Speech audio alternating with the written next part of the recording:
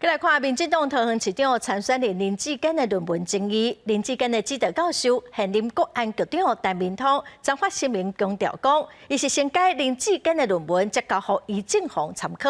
台北市议员王宏伟今仔是向教育部检举陈明通违反学术伦理。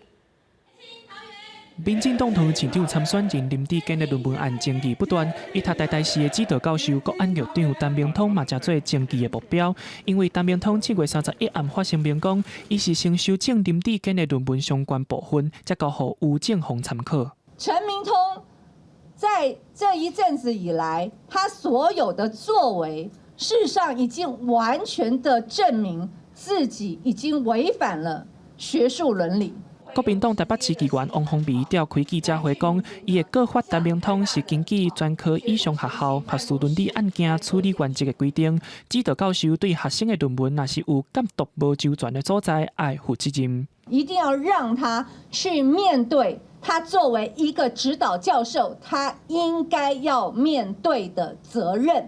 不过，林志坚竞选团队总干事陈文平是批评王宏伟根本无了解规个论文事件，黑白指控。王宏伟议员本身，他本来对这个事件是操作他自己的声量，他不求甚解，他可以指控林志坚，也可以